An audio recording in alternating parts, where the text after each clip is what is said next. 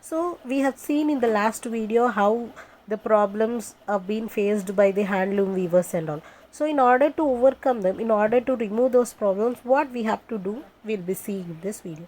In order to overcome these problems, the weavers are engaged to form cooperative societies.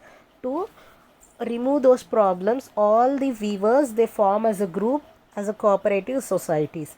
The cooperative societies are meant to help the weavers in buying raw material at low prices and arrange for marketing of their cloth.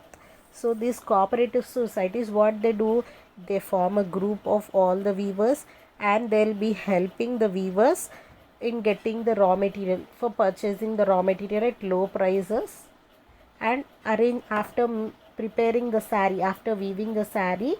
These cooperative societies take the saris and sell in the market and give good amount of income for the weavers. This reduces their dependency upon middlemen and traders.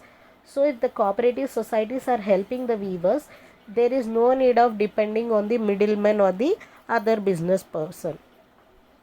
The cooperative society should help the weavers by training in new designs.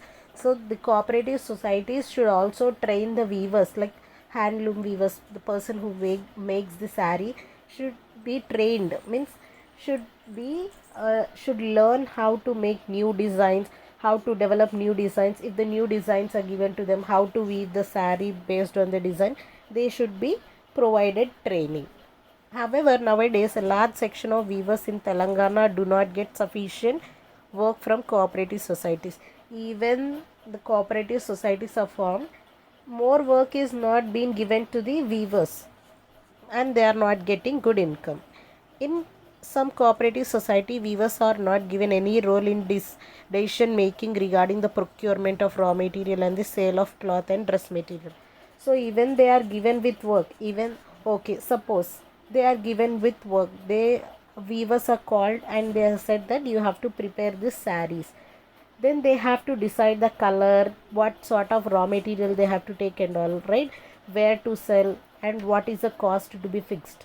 But these weavers are not given chance to decide all these things. Cooperative societies will only decide what colors should be used, what material should be used, where to sell, and what sort of price should be fixed for the dress and all.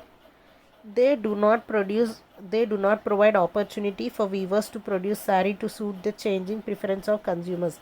Cooperative society will not give the chance to the weavers to decide what sort of design should be made, or what sort of preference should be designed. Means, if suppose I am the consumer, I want particular sort of design, I will be telling the weaver. But these cooperative societies will not give the chance for the weavers to uh, make the decision. They only will make the decision and say the weavers that you should only make this sort of saris or this sort of dress material. This has once again pushed the weavers into clutches of middlemen and traders. So if they want to earn more money, they have to make their own decision.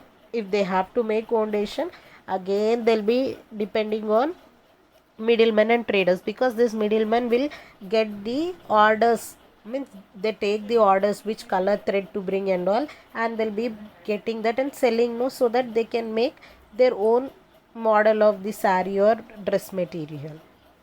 Again they are being pushed into problems, they are being made to face the problems.